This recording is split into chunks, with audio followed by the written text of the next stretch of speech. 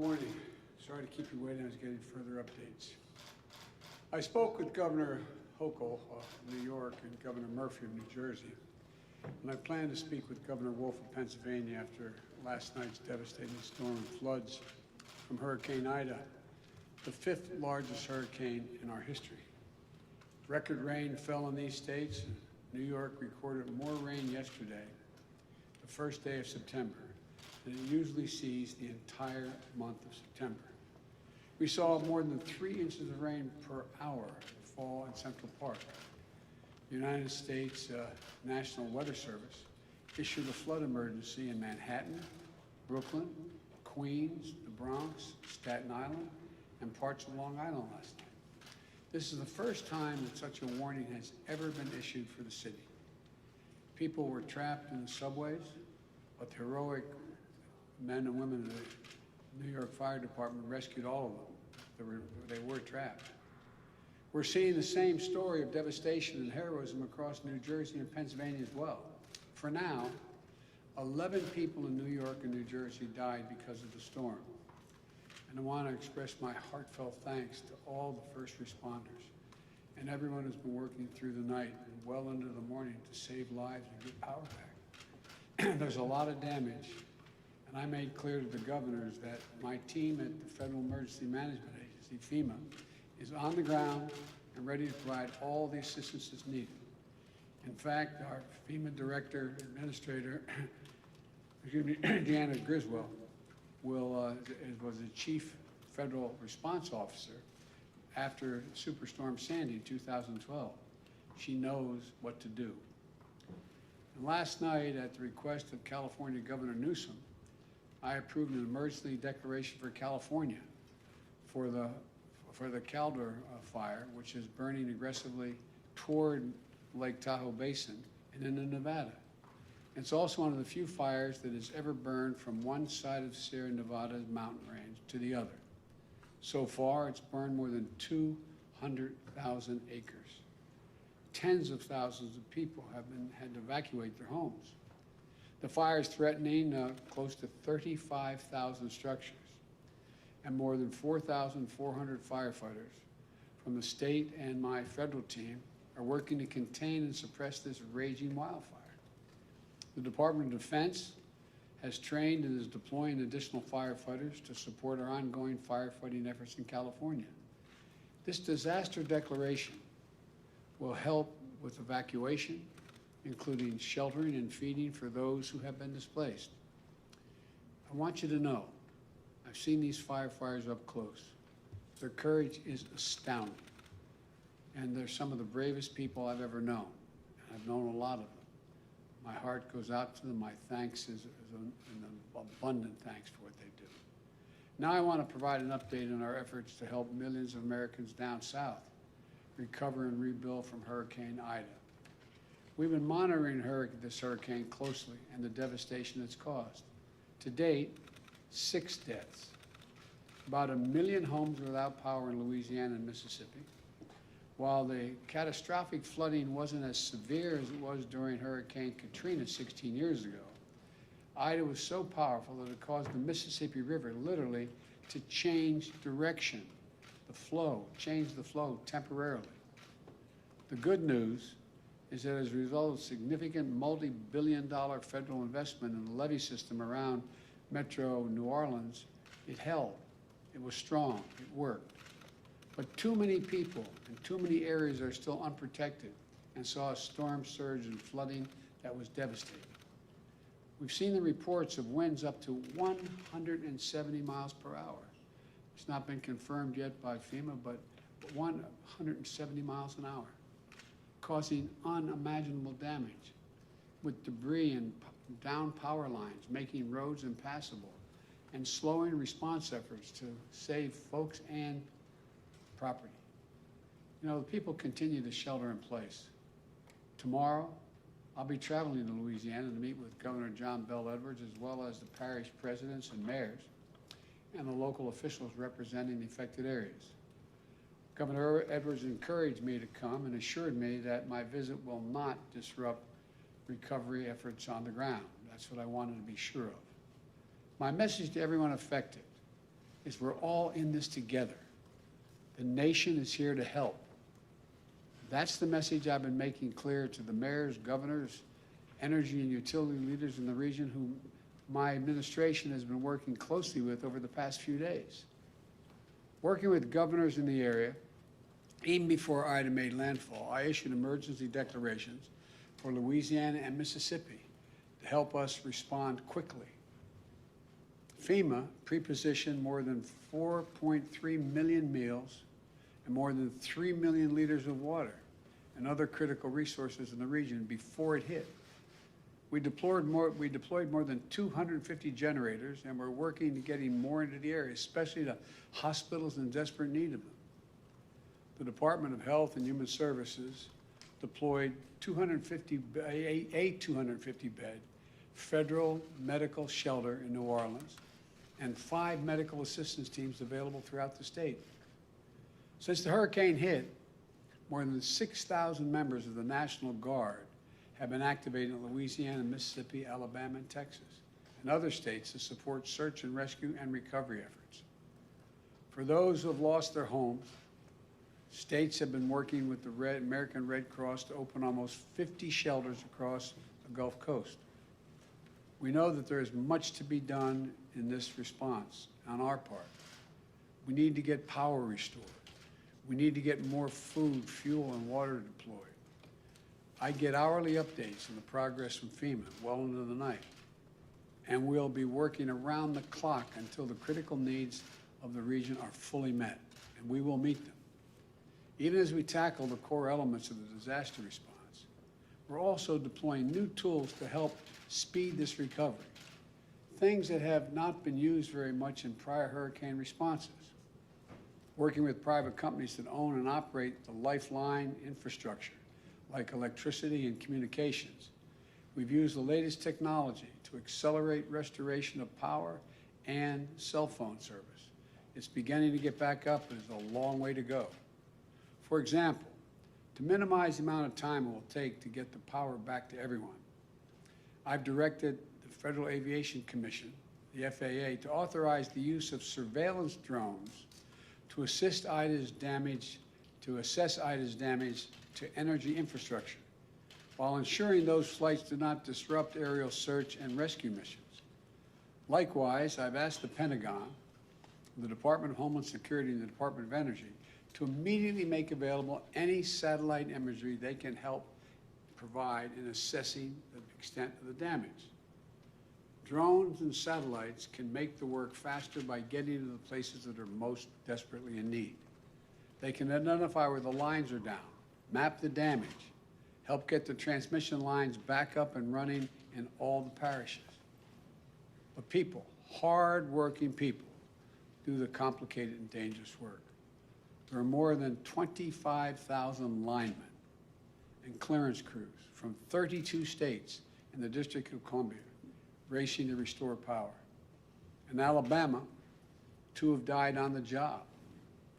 This is complicated and really dangerous work, but we're moving as fast as humanly possible to get it done. It's important to know that the region hit by Ida is the key center of our nation's oil production and refining infrastructure. That's why we're not waiting to assess the full impact of the storm is going to have on oil production and refineries. We're moving already, quickly, to increase the availability of gas and easing the pressure on gas prices around the country. I've directed the Secretary of Energy, Jennifer Granholm, to use all of the tools at her disposal, including using the Strategic Petroleum Reserve to keep gas flowing to the pumps. In order to get critical supplies to the region to beat the pandemic, I directed the Department of Transportation to renew an energy declaration to provide flexibility on how many hours a truck driver can drive. Most people don't know there's a limitation on the number of hours you can be on the road. The Transportation Department is broadening that emergency declaration to include transportation of gasoline and other types of fuel as well, in addition to medical supplies and food. In addition, the Environmental Protection Agency has approved emergency waivers for Louisiana and Mississippi that will expand the supply of gasoline that can be sold in those states and increase availability at such a critical time. These actions should help reduce the risk of gas shortages and price increases as a result of the hurricane. We also know a lot of people lost cell phone service because their particular carrier's tower went down or got damaged. A few days ago, I asked the Federal Communications Commission, the FCC, and my White House team to work with the cell phone companies to allow customers to use roaming services. So that means that folks in the area should be able to get a signal no matter what carrier they're in. If their one carrier's down, they can roam and use another carrier they're not part of, they're not signed up with. Just think of the sons and the daughters, and the moms and dads, the loved ones trying to reach each other, and the feeling of fear, maybe something happened, and it's just because they can't, the cell phone's not working. Think of the millions of people reaching out for help. This is important and it's critical. Now, a lot of private companies and public entities are doing their part. Today, I'm calling on insurance companies not to evade their responsibility to keep the priorities they made to their customers and the promises they made, and help some folks who are hurting. Here's the deal. FEMA is providing critical need assistance, for example, to help with a hotel bill you racked up because you couldn't stay in your home during the hurricane. The Department of Housing and Urban Affairs, HUD, is also offering assistance to families in impacted areas.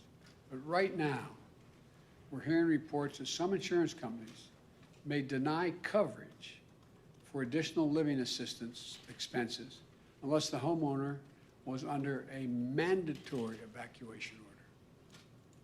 So people pay their insurance premiums. They're supposed to get payments from their insurance companies for relocation costs. But insurance companies, in the face of the strongest storm since 1850, say, no, we're not going to pay you what we owe you. Because the fact is, parishes in Louisiana, like New Orleans and St. John's, issued a voluntary evacuation order at first and may not have even had enough time to make a mandatory one as the storm moved in so fast. Other parishes, a voluntary evacuation order suggested that residents could try to protect themselves by sheltering in place against the ferocious winds. We can all understand why folks felt safest leaving their homes and going elsewhere, out of the path of the devastating storm.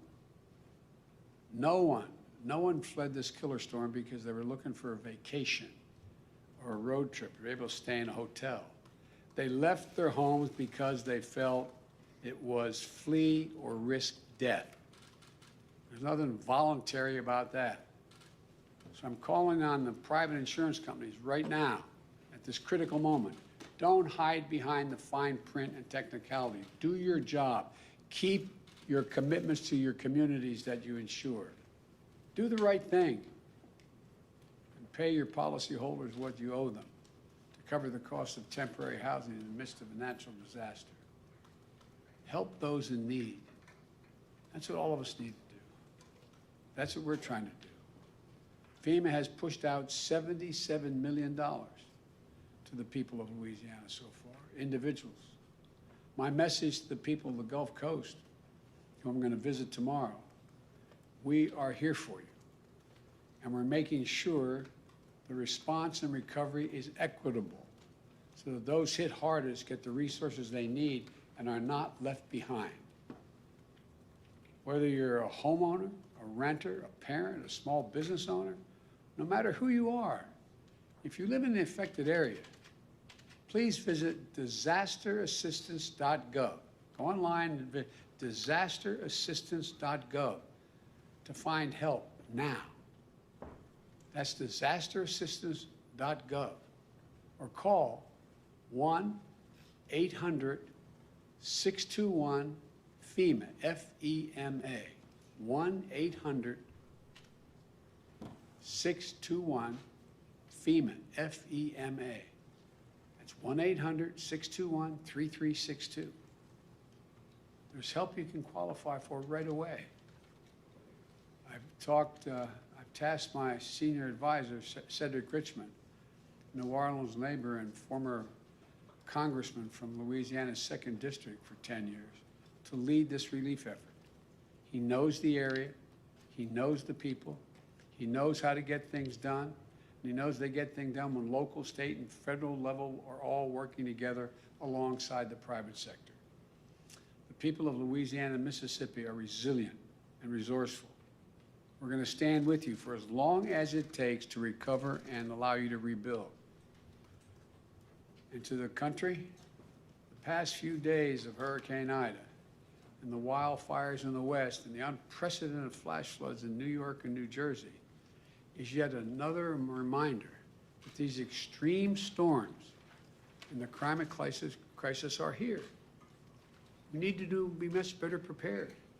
We need to act. When Congress returns this month, I'm going to press for their action on my Build Back Better plan. That's going to make historic investments in electrical infrastructure, modernizing our roads, bridges, our water systems, sewer and drainage systems, electric grids and transmission lines, and make them more resilient to these superstorms and wildfires and floods that are going to happen with increasing frequency and ferocity. We're reminded that this isn't about politics. Hurricane Ida didn't care if you were a Democrat or a Republican, rural or urban. This destruction is everywhere. And it's a matter of life and death, and we're all in this together. This is one of the great challenges of our time, but I'm confident we'll meet it. We're the United States of America, and there's simply nothing, you've heard me say it before, nothing beyond our capacity when we work together. So for all those who are still in harm's way, or all those struggling to deal with the aftermath of these storms and fires, say, God bless you. Keep the faith. Everyone working day and night to look out for their fellow Americans is what this is about. And we're going to get this done. Thank you. Mr. President, you called for a whole of government approach in Texas, sir?